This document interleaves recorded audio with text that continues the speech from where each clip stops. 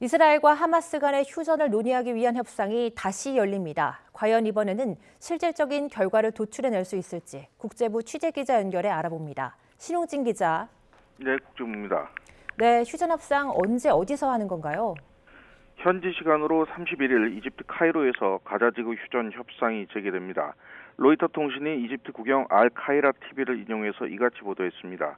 우리 시간으로 오늘 안에 열릴 것으로 보입니다. 베냐민 네타냐후 이스라엘 총리는 전날 모사드와 신베트 두 정보기관의 국장과 만나서 휴전 협상을 위한 출국을 승인했는데요. 네타냐후 총리는 이 자리에서 협상에 모종의 여지가 있을 것이라고 말했다고 이스라엘 총리실은 전했습니다. 지난 18일부터 26일까지 열린 카타르 도하 협상에서는 양측이 이견을 좁히지 못했습니다. 당시 이스라엘은 자국 인질 40명과 팔레스타인 보안사범 800명의 교환안을 제안했습니다. 앞서 하마스는 이스라엘군의 철수 기한을 정한 뒤 영구 휴전 날짜에 합의하는 단계적 방안을 내놨습니다. 도하 협상은 결국 결렬됐고 이번에는 카이로에서 다시 만나는 것인데 네타냐후가 말한 협상의 여지가 무엇인지 지켜봐야 할 것 같습니다. 네, 이렇게 시간이 지나가면서 가자지구의 인도주의적 상황은 계속 악화하고 있는 것 같은데요. 당장 응급 이송이 필요한 환자가 9천 명에 이르지만 아직 손을 쓰지 못하고 있다고요. 네, 세계보건기구 WHO가 보고한 수치입니다. 테오드로스 아드하놈 거브러여수스 WHO 사무총장은 소셜미디어 X를 통해서 폭격으로 인한 부상자, 암 환자 등 가자지구에서는 생명을 구할 수 없는 이들을 응급 이송해야 한다며 9천 명을 언급했습니다. 가자지구에는 지난해 10월 전쟁 발발 이전에 병원 36개가 있었지만 현재 부분적으로나마 기능을 수행하는 곳은 10곳으로 줄었습니다. 이 교전 속에서 파괴되거나 여러 차례 지상전 등으로 의료진과 환자 등이 모두 대피한 곳이 많습니다. 이 가자지구는 전에도 암 환자 등은 인접 국가로 이송하는 경우가 많았는데요.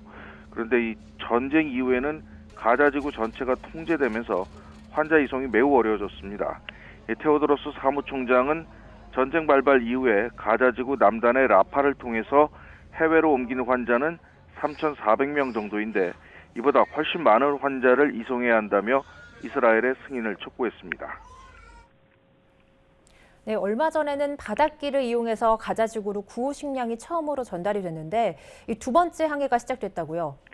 네, 지난번과 같은 단체인 월드 센트럴 키친에 구호 물품 400톤이 가자지구로 가고 있습니다.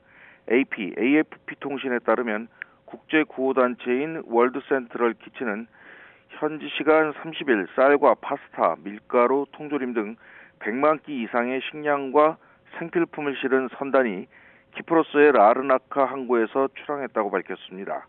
이 가자지구까지 도착하기까지는 약 65시간이 걸릴 것으로 예상됩니다. 앞서 월드 센트럴 키친의 식량 200톤을 실은 선박 오픈 암소호는 지난 15일 해로를 통해서 처음으로 가자지구에 구호품을 전달한 바 있습니다. 이 운송할 수 있는 양이나 속도 등 효율성 측면에서는 육로가 최상이지만 이스라엘이 좀처럼 이를 허락하지 않아서 나온 궁여지책인데요. 월드 센트럴 키친은 이 전쟁 중에 부서진 건물 잔해 등을 재활용해서 부두를 조성하는 등 바닷길 운송을 활성화한다는 구상입니다. 지금까지 국제부에서 전해드렸습니다.